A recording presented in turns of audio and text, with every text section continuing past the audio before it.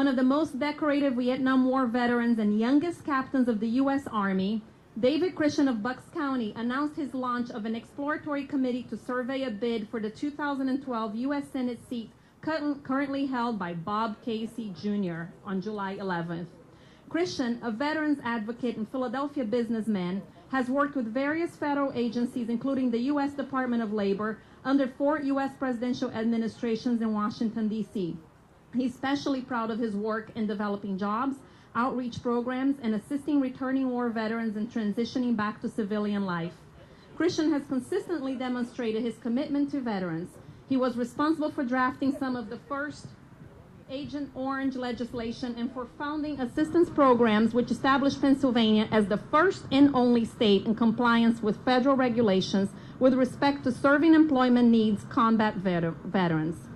Christian now works as a business consultant with clients both in the United States and abroad. He has extensive knowledge in domestic and international affairs with an emphasis on humanitarian and nation-building efforts. Cambodia, former USSR, and Middle East. He also presently serves as executive at Philadelphia-based manufacturing company with over 50 employees. I plan to speak quote, I plan to speak and listen to Pennsylvanians throughout the state to examine the opportunities available in this possible bid to unseat Senator Bob Casey, Jr., asserted Christian. In this tough economic period, people are continuing to lose their homes and their jobs because of the failed policies of President Obama and Senator Casey. Right now, we need tested leaders with business experience to unleash the natural talents of our citizens and reignite the American promise of unlimited opportunity for all. Christian, a former airborne ranger and a Green Beret, is a graduate of Officer Candidate School. He's also a graduate of Villanova University and Rutgers University Law School. David Christian serves as a board member on several organizations, including the Phoenix Society for Burn Survivors and the Legion of Valor, sorry, that's my foreign accent, the nation's oldest veterans organization. He's the recipient of many citations and awards, including 2 recommendations for the Medal of Honor, the Distinguished Service Cross, 2 Silver Stars, as well as numerous other honors for valor. He and his wife Peggy reside in southeastern PA and have 4 children. Please welcome David Christian. Thank you. And stand on the light so Thank you. I'll let Anna pick up her stuff. Thank you very much for that humbling introduction. I mean, she really said everything. I don't know if I have anything else to say here, but first off and foremost, I want to thank you for coming. Those folks that are not from Pennsylvania, coming back here to the roots, where something that's very, very, very sacred to me. It's called the United States Constitution. And our forefathers drafted just down the road here in Philadelphia, and hopefully some of them slept out here because they slept and drank everywhere else in Pennsylvania. So hopefully some of them slept in a bed and breakfast that you're staying in. But I've been asked to serve my country, and not in the jungles, as I did in Vietnam, but to serve my country and take a run for the United States Senate. And yes, I'm in an exploratory committee. And many of my friends and neighbors have come to me. And I have 4 children. I have 6 grandchildren.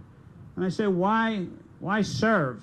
I feel as though I've given my service to my country. And then as I look around, and I have people come to my doors, and I'm not talking about my children and grandchildren.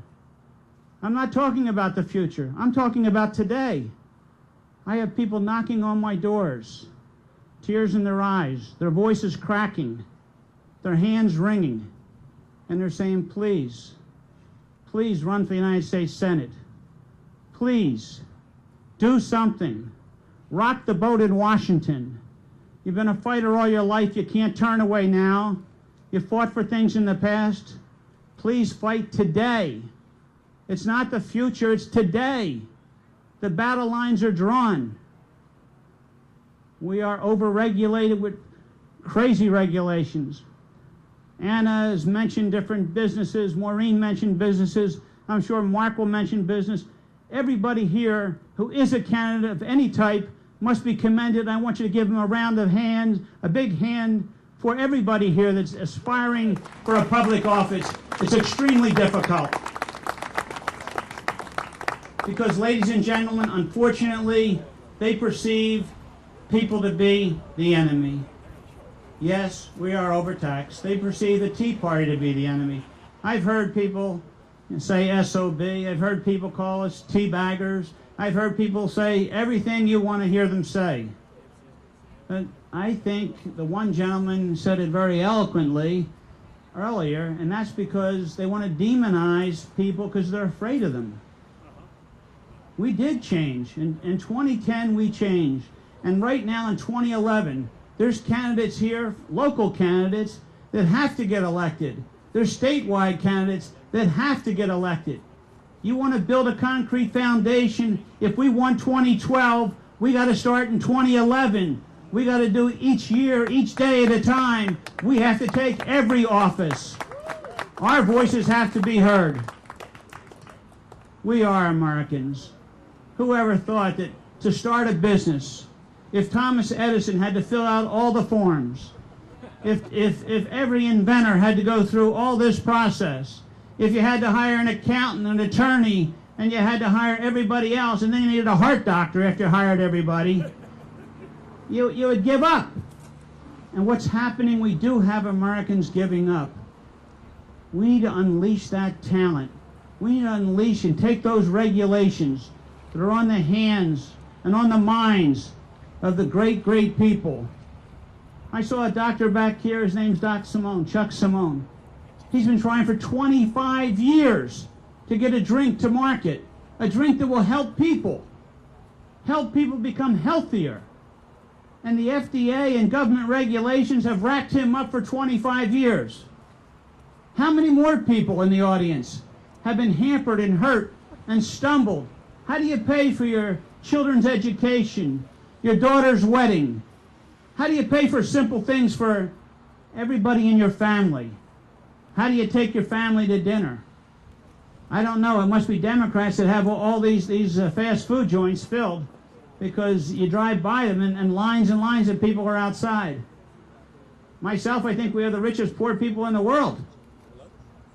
I've never seen so many flat screen TVs in poor sections. I've never seen so many things in poor sections. And I'm saying we have to all be fair. We have to come together. We have to fight.